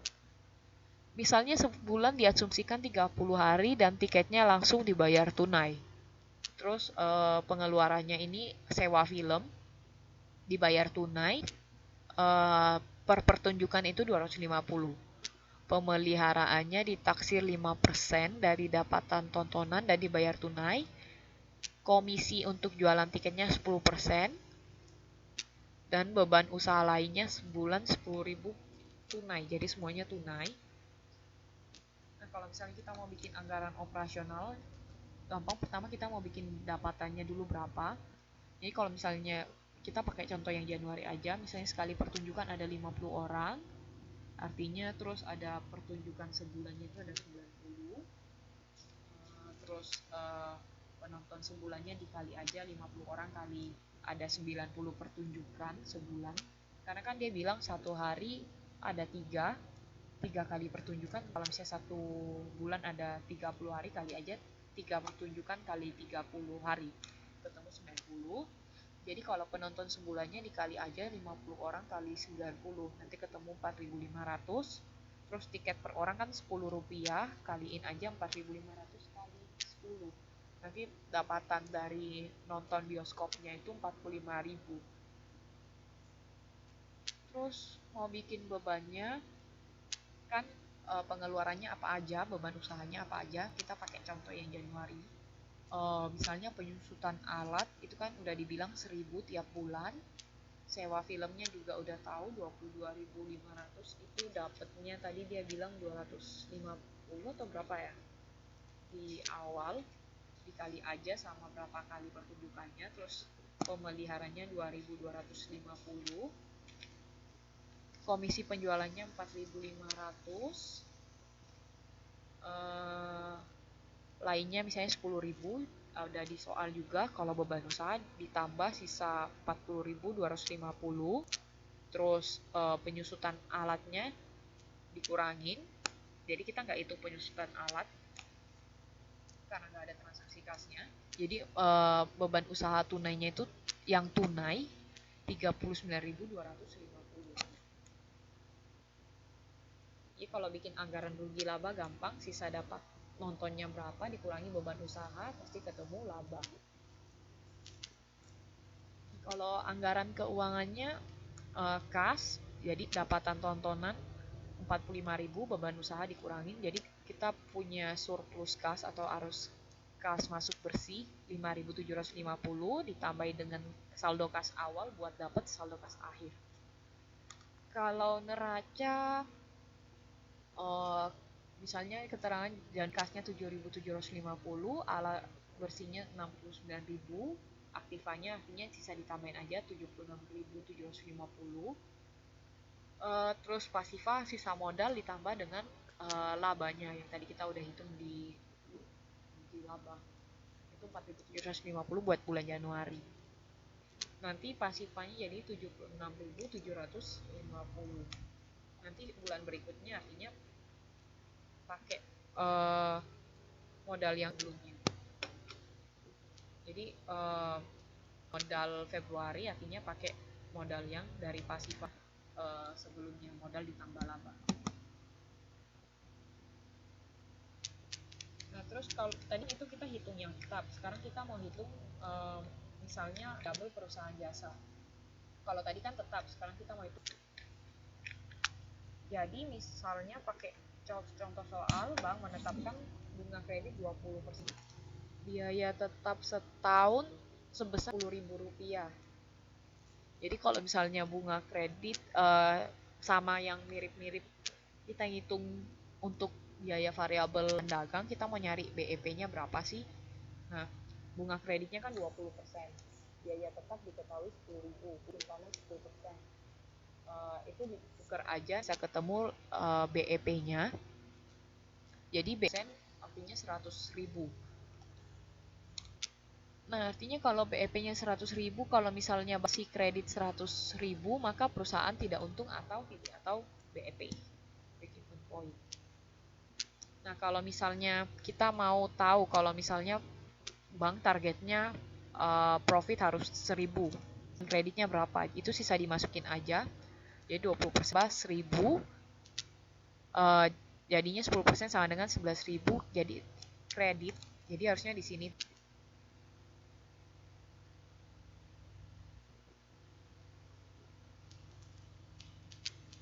sama yang kayak tadi. Jadi kredit itu sisa 11.000 dibagi 10%, ketemunya 110.000. Itu kalau dia harus memberikan kredit supaya dapat laba 1.000. Nah, kalau misalnya mau rugi, misalnya dia mau tahu berapa kredit yang diberikan kalau dia rugi 1.000, sama-sama.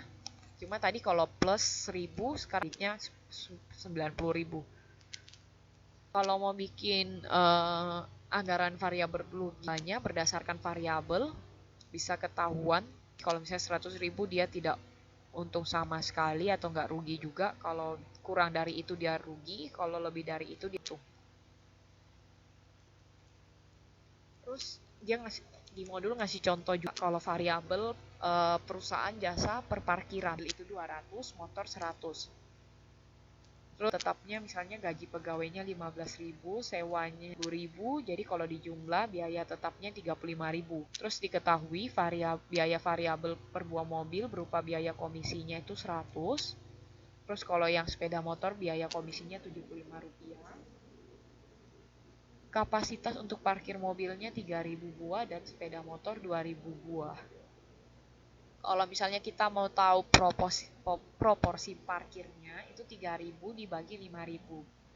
3.000 dibagi dengan total kendaraan. Jadi 3.000 dibagi 3.000 plus 2.000. Kalau sepeda motor artinya 2.000 dibagi 3.000 plus 2.000. Dapatnya masing-masing 60% sama 40%.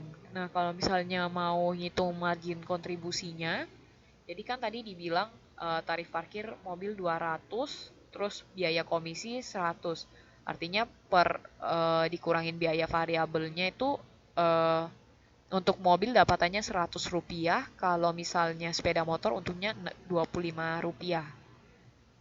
Nah, kalau misalnya kita mau hitung BEP-nya berapa, kan tadi udah diketahui bebannya itu 35.000, terus kalau mobil kan komisinya 100, marginnya kan 100, terus proporsi mobil ada 60%, terus ditambah buat yang motor, artinya BEP-nya nanti bisa ketemu kalau dihitung 500 mobil dan sepeda motor, termasuk mobil dan sepeda motor. Terus itu kalau mau tahu mobil berapa, artinya kan tadi mobil proporsinya 60% kali aja, jadi mobil 60% kali 500, totalnya 300 buah, sepeda motor 40% kali 500, jadinya 200 buah. Kalau mau ngitung rugi labanya, karena kita tadi ngitung BEP-nya, artinya nggak ada rugi, nggak ada untung, pasti labanya 0. Ini kalau misalnya kita rinciannya kan kita dapat uang dari parkiran mobil. Kaliin aja ada berapa mobil kali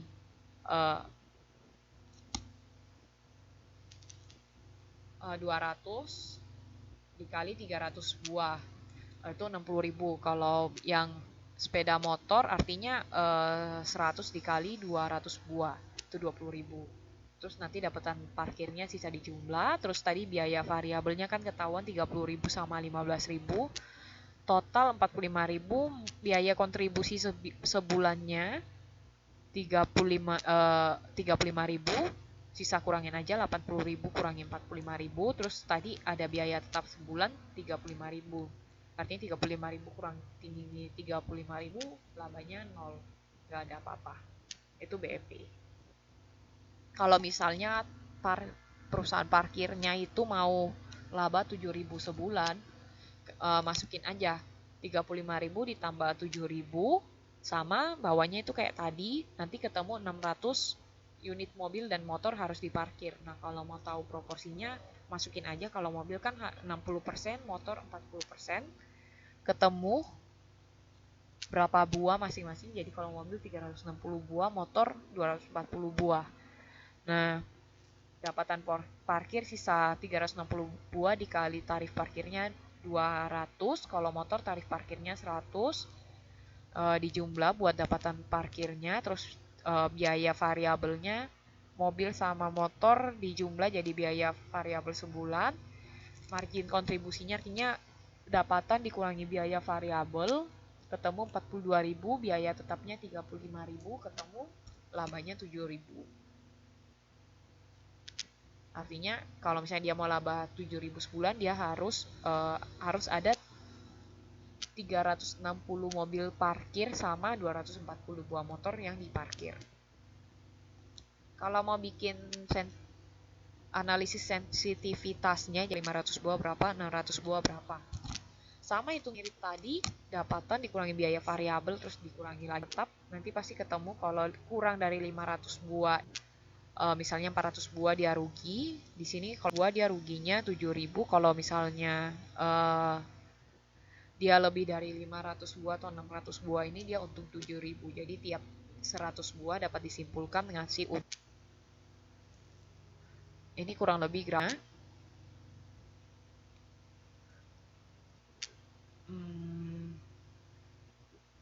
Jadi dia cuma mau ngasih lihat berapa sepeda motor, mobil, terus di sini titik impas tung kalau misalnya dia kurangi 35.000 biaya bebannya kan 35.000 biaya tetapnya, nanti ketemu dia rugi 7.000. Di sini dia untung, kalau misalnya di sini dia untung 7.000. Nah, misalnya kalau dia mau labanya itu bukan dalam currency, grafik nggak masalah sih, grafik nggak mungkin ditanya di UAS. Ini dia cuma mau ngasih lihat laba 7.000. Kalau misalnya dia parkir mobilnya lebih dari 500, sedangkan kalau yang di sini kalau misalnya dia parkir mobilnya 400, dia ruginya 7.000. Terus titik impasnya itu di sini. Jadi motornya ada berapa, sepeda mobilnya ada berapa. Karena di sini ada biaya tetap 35.000.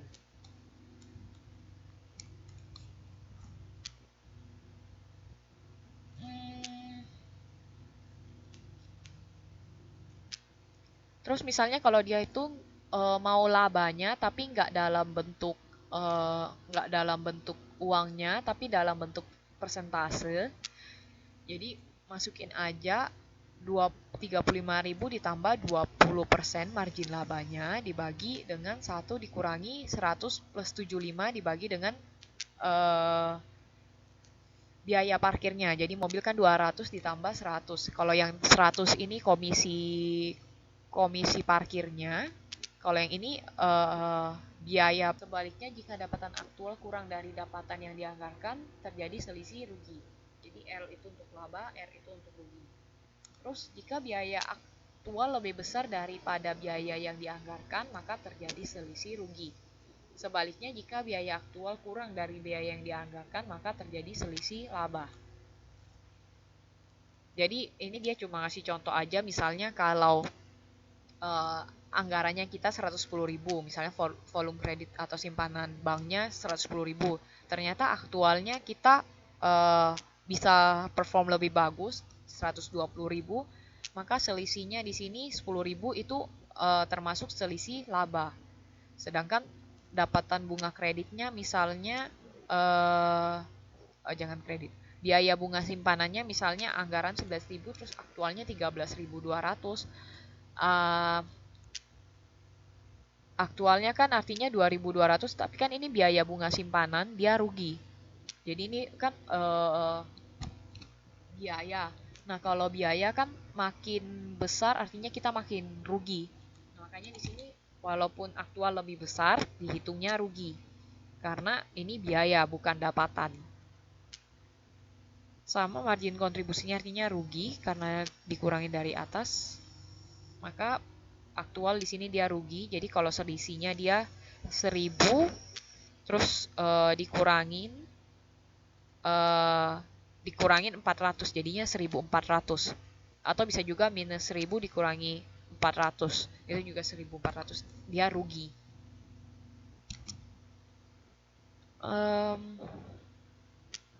Misalnya kita mau analisis selisih kredit, itu selisih volume kreditnya itu sisa tingkat bunga margin kontribusi anggaran dikali dengan selisih volume kreditnya. Misalnya tadi diketahui 10% tingkat bunganya, terus dikali dengan 110.000 dikurangi dengan 120.000 atau selisihnya. Ya dapatnya 1.000 itu laba, selisih laba. Kalau analisis selisih simpanan, misalnya tingkat bunganya dikali dengan selisih volume simpanan sama 1.000, tapi dia rugi. Terus selisih tingkat bunga simpanan dikaliin aja 120.000 kali 10% kurang 11% itu 1.200, dia juga rugi karena ini selisih simpanan. Jadi simpanan kita artinya dia minjem uang kita, artinya kan biaya, jadinya dia rugi. Nah, terus selisih biaya bunga simpanan itu tingkat bunga simpanan anggaran dikali volume simpanan anggaran dikurangi dengan tingkat bunga simpanan aktual dikali volume simpanan aktual. Kalau dihitung artinya 10% dikali 110.000 dikurangi 11% kali 120.000. Nah, nanti ketemu 2.200 itu minus, artinya dia rugi.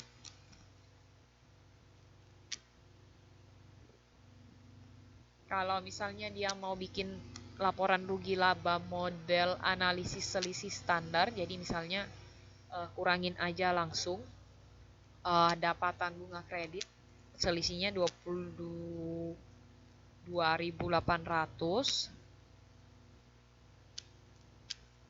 Itu bisa dilihat dari volume kredit simpanan ditambah dengan dapatan bunga kreditnya. Terus ada biaya bunga simpanan dianggarkan 12.000 selisihnya. Terus margin kontribusi dianggarkan 10.800, itu selisih volume simpanan dia rugi 1.000, selisih tingkat bunga simpanannya juga dia rugi 1.200, selisih biaya bunga simpanan juga jadinya dijumlah aja 1.000 ditambah 1.200. Terus selisih volume kreditnya dia laba 1.000, makanya ditambah, jadi 2.200 ditambah 1.000, ketemu selisih standarnya, dan karena dia masih minus, dia itu masih rugi. Terus artinya sisa margin kontribusi dianggarkannya 10.800, margin kontribusi sendirinya 9.600. Selisih standarnya 1.200, nanti ketemu margin kontribusinya 9.600. Terus tadi ada dibilang biaya tetapnya bank itu 10.000, dikurangin aja margin kontribusi kurangi biaya tetap, nanti pasti karena dia minus dia rugi 400. Kurang lebih sampai sini. Ada yang ditanyakan nggak? Akhirnya. Biasanya kalau yang begini kalian harus kerja dulu baru ketemu pertanyaannya.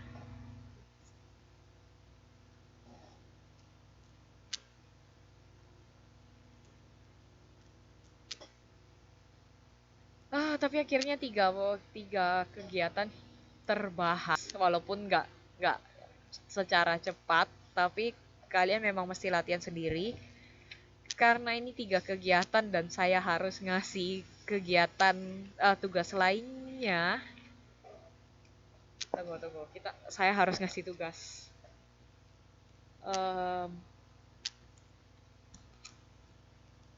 Saya sendiri belum kerja sih, tapi gimana kalau kita kerja dari modul lagi? Jadi biar kalian tahu tugas tiganya saya kasih sekarang dari modul 7 aja. Kurang lebih mau kerja tes formatif lagi atau gimana? Menurut saya kerja tes formatif walaupun kalian misalnya yang modul 5 itu kan akhirnya baru ketahuan kalian nggak bisa di mana. Misalnya yang arus kas masuk sama bersih masih kurang, kan jadinya bisa tahu. Saya bisa tahu ternyata kalian nggak terlalu tahu di situ. Jadi kalau misalnya 7 ini kan banyak, kita mau tes formatif satu atau dua?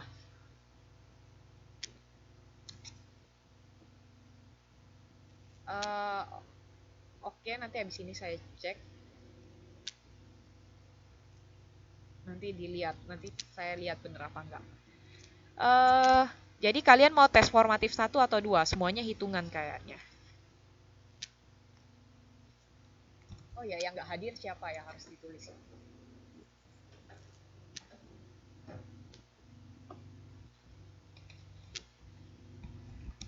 Kalau kalau yang pertama itu yang manufaktur itu yang susah. Kayaknya kalian mau yang susah atau yang gampang? Kalau yang susah itu tes formatif satu kayaknya lebih gampang di formatif 2.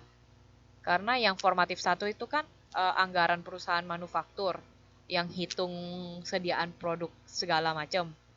Kalau yang lebih gampang yang dagang kan sisa hitung yang berapa persen yang perusahaan dagang ya yang ngasih kredit berapa persen. Itu di tes formatif 2. Kalau yang jasa paling gampang cuma 5 itu saya nggak ngasih. um,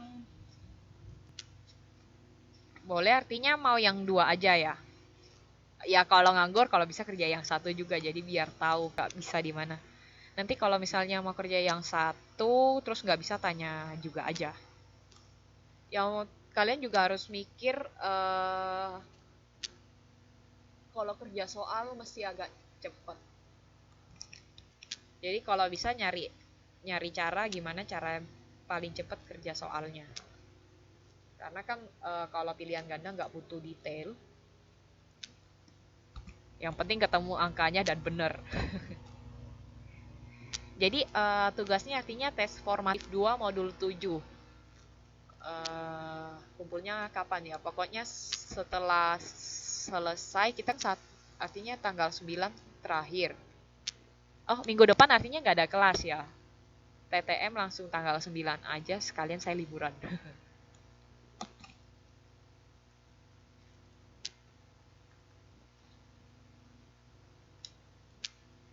Jadi minggu depan nggak ada kelas. Nanti kelas terakhirnya itu modul 8 sampai 9. eh Kita ada TTM tanggal 9, nanti kita bahas itu aja pas tanggal 9. Sekalian kalau ada yang ditanyakan. Kalian kapan liburan ya? Gimana ya? Kalian nggak ada libur ya?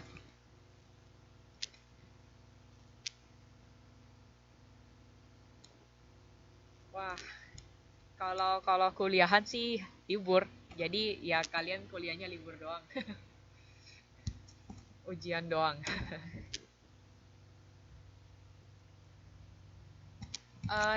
Temennya yang nggak datang siapa ya? Tunggu saya absen. Ada 11 peserta, ada yang nitip izin atau apa?